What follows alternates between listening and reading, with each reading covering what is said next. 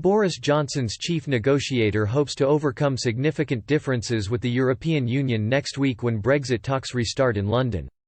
David Frost is understood to be eyeing his first breakthrough in the future relationship negotiations after holding talks with his EU counterpart Michel Barnier in Brussels. The pair agreed to put added emphasis on Britain's future security pact with the EU as a potential landing zone for an agreement emerged. The two sides will hold 4 separate sessions on law enforcement and judicial cooperation, as the capital hosts its first ever round of negotiations with Brussels.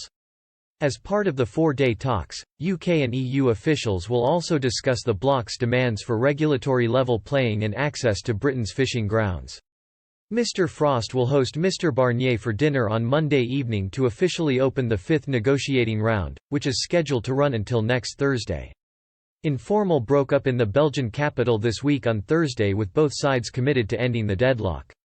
A UK government spokesman said, "Intensified discussions with the EU are ongoing.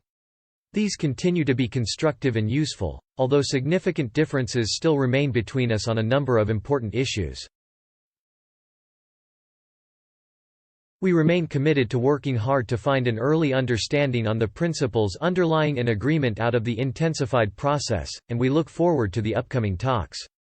Brussels has showed it is ready to compromise on its demands over fishing rights and a role for the European Court of Justice in policing the future relationship.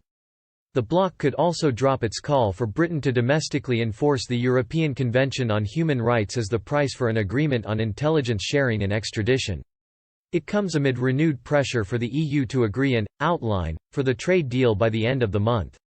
Mr. Johnson personally urged Mr. Barnier, the EU's chief Brexit negotiator, to deliver a timely agreement during a recent round of talks at Downing Street.